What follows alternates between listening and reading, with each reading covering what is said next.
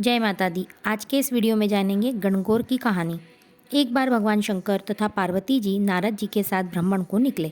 चलते चलते वे चैत्र शुक्ल तृतीया के दिन एक गांव में पहुंच गए। उनके आगमन का समाचार सुनकर गांव की श्रेष्ठ कुलीन स्त्रियां उनके स्वागत के लिए स्वादिष्ट भोजन बनाने लगी। भोजन बनाते बनाते उन्हें काफ़ी विलंब हो गया, किंतु साधारण कुल की स्त्रियां श्रेष्ठ कुल की स्त्रियों से पहले ही थालियों में हल्दी अक्षत लेकर पूजन हेतु पहुंच गई। पार्वती जी ने उनके पूजा भाव को स्वीकार करके सारा सुहाग रस उन पर छिड़क दिया।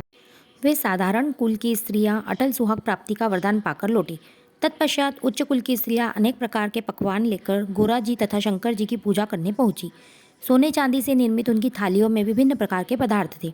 उन स्त्रियों को देखकर भगवान शंकर ने पार्वती से कहा, तुमसे सारा सुहाग रस तो साधारण कुल की स्त्रियों को दे दिया, अब तुम इन्हें क्या दोगी? पार्वती जी ने उत्तर दिया, उन स्त्रियों को मैंने केवल ऊपरी पदार्थों से बना रस दिया है, परंतु मैं इन उच्च कुल की स्त्रियों को अपनी उंगली चीरकर अपने रक्त का सुहाग रस दूंगी।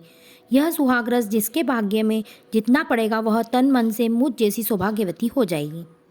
जब स्त्रियों ने पूजन समाप्त कर दिया तब पार्वती जी ने अपनी उंगली चीरकर उन पर रस छिड़क दिया। जिस पर जैसा छींटा पड़ा उसको वैसा ही सुहाग पा लिया।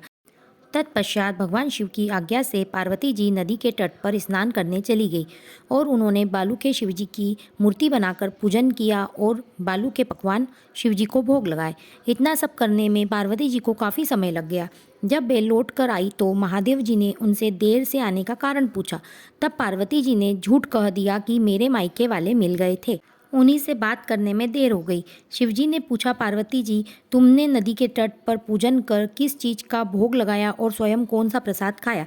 तब पार्वती जी ने झूठ बोल दिया, मेरी भाभी ने मुझे दूध भात खिलाया। यह सुनकर शिवजी को भी दूध भात खाने की लालच आ गई और वे नदी की तट की ओर चल पड़े। पार्वती जी दुविधा में आ गई और उन्होंने महादेव जी से प्रार्थना की कि हे भगवान, यदि मैं आपकी अनन्य दासी हूँ तो आप इस समय मेरी लाज रखिए। यह प्रार्थना करते हुए पार्वती जी भगवान शिव के पीछे पीछे चलती रही।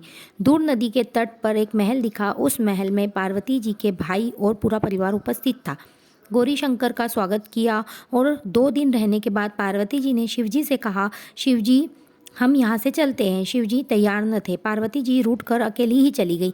ऐसी हालत में शिवजी को भी उनके पीछे पीछे चलना पड़ा। चलते चलते भगवान शंकर पार्वती जी से बोले, मैं तुम्हारे मायके में अपनी माला भूल गया। शिवजी ने माला लेने नारद जी को भेज दिया। नारद जी को वह महल कहीं नजर नहीं आया। वहाँ दूर दूर तक जंगल ही जंगल था। शिव जी की माला एक पेड़ पर टंगी हुई थी।